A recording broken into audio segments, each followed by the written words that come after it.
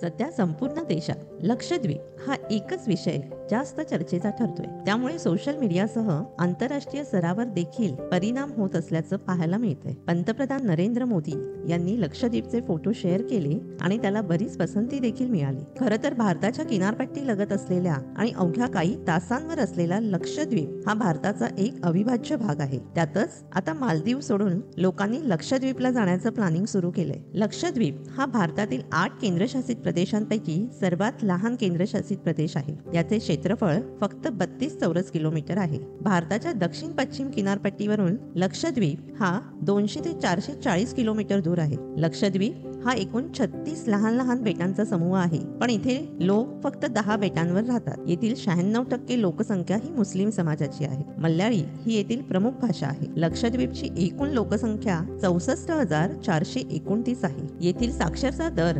92.28% आहे, जो भारतातील अनेक मोठ्या शहरांपेक्षा जास्त आहे. साक्षरतेच्या बाबतीत केरळ नंतर लक्षद्वीप भारतात दुसऱ्या क्रमांकावर आहे. कवरत्ती ही लक्षद्वीपची राजधानी व सर्वात मोठे शहर आहे. पण इथपर्यंत पोहोचायचं कसं, तिथे फिरण्यासाठी असलेली उत्तम स्थळं, लागणारा खर्च याविषयी सविस्तर जाणून घेऊयात. लक्षद्वीपला भेट देण्याचा योग्य काळ. लक्षद्वीप हे बेट असल्यामुळे वर्षाचे 12ही महिने लक्षद्वीपचं वातावरण हे आल्हाददायक आणि प्रसन्न असतं. पण ऑक्टोबर ते मार्च हा काळ लक्षद्वीपला भेट देण्यासाठी उत्तम ठरू शकतो, कारण या काळात इथलं वातावरण खूप चांगलं असतं. तसेच प्रवासासाठी देखील हा काळ उत्तम असतो. त्यामुळे ऑक्टोबर ते मार्च दरम्यान तुम्ही लक्षद्वीपला भेट देणं योग्य ठरू शकतं. लक्षद्वीपला भेट देण्यासाठी केवळ 2 पर्याय उपलब्ध आहेत. त्यातील एक पर्याय म्हणजे विमान प्रवास आणि दुसरा पर्याय म्हणजे बोटीने प्रवास. लक्षद्वीपला जाण्यासाठी जर तुम्ही विमान प्रवास हा पर्याय निवडलात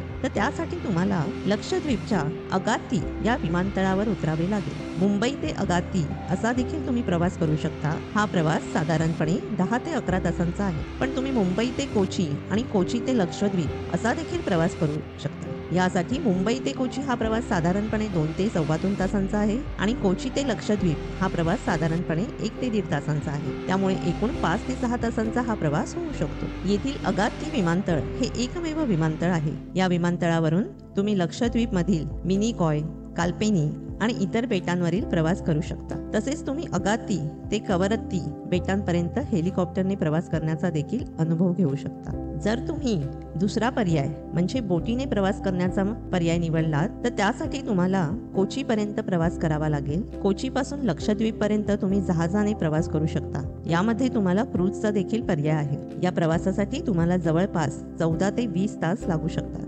आता आपण लक्षद्वीप ट्रिपसाठी लागणारा खर्च बघूया. लक्षद्वीपला तुम्ही तुमची स्वतः देखील ट्रिप प्लॅन करू शकता. त्यासाठी जर तुम्ही विमानाने प्रवास करणार आहात तर मुंबई ते लक्षद्वीप विमानाचे तिकीट हे साधारणपणे 10,000च्या आसपास आहे. जर तुम्ही कोचीवरून जाणार असाल तर कोची ते लक्षद्वीप विमानाचे तिकीट हे साधारणपणे 3 ते 3,500च्या आसपास आहे. बोटीचा खर्च हा साधारणपणे 2 ते 2,500च्या घरात जाऊ शकतो. हॉटेल बुकिंगचा खर्च देखील 1,500 रुपयांच्या किमान किमतीपासून सुरू होतो. त्यामुळे तुम्ही साधारणपणे 30 ते 35,000मध्ये स्वतः लक्षद्वीपची सफर करू शकता. पण यासाठी टूर पॅकेजचा देखील पर्याय उपलब्ध आहे. 4 दिवस आणि 4 रात्री सुमारे 23,000पासून या पॅकेजची सुरुवात होते. पण यामधील काही पॅकेज तुम्हाला लक्षद्वीप मध्ये पोहोचल्यानंतर सुविधा देतात, तर काही पॅकेज मध्ये तुम्हाला कोची ते लक्षद्वीप अशी सुविधा मिळते. त्यामुळे कोची पर्यंतचा प्रवास तुम्हाला तुमचा करावा लागतो. लक्षद्वीप मध्ये कोणत्या गोष्टींचा अनुभव घेता येईल? लक्षद्वीप हे बेट असल्यामुळे तुम्ही समुद्र सफारीचा आनंद घेऊ शकता.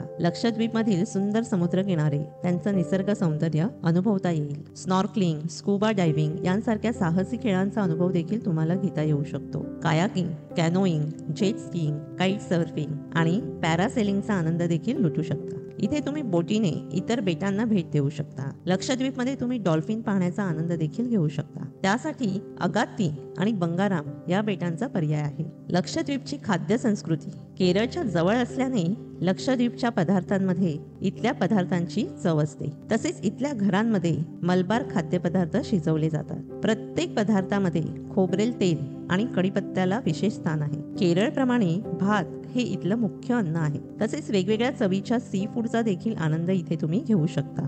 मूस कबाब हा टुना फिश पासून बनवलेला पदार्थ मिनिकॉय बेटावर विशेष प्रसिद्ध आहे. तसेच ऑक्टोपस फ्राय हा फक्त लक्षद्वीप मध्ये उपलब्ध असणारा पदार्थ, त्याची देखील तुम्ही चव घेऊ शकता. मित्रांनो, आता सगळ्यात महत्त्वाची माहिती की लक्षद्वीप मध्ये प्रवासासाठी परवानगी आवश्यक आहे. तुम्ही भारतीय जरी असला तरीही लक्षद्वीप मध्ये प्रवास करण्यासाठी तुम्हाला परवानगीची आवश्यकता असते. हे परमिट तुम्हाला लक्षद्वीपच्या अधिकृत वेबसाईटवरून मिळू शकते. अवघ्या 50 रुपयांचे हे परमिट आहे. लक्षद्वीपच्या सुरक्षेसाठी याची तरतूद करण्यात आली आहे. त्यासाठी तुम्हाला या वेबसाईटला भेट देऊन कागदपत्रांची पूर्तता करून परमिट मिळवू शकता. हे परमिट तुम्हाला तुमच्या मेल ID वर तुमच्या प्रवासाच्या 15 दिवस आधी मिळेल. देशातल्या पर्यटकांना काही प्राथमिक माहिती भरावी लागते, जसे की किती दिवस प्रवास करणार, नाव, जन्मतारीख वगैरे. परदेशातील पर्यटकांना मात्र त्यांच्या पासपोर्ट आणि विजाची सर्व माहिती यामध्ये भरावी लागते. तर मित्रांनो, ही होती लक्षद्वीपची माहिती. जर तुम्हाला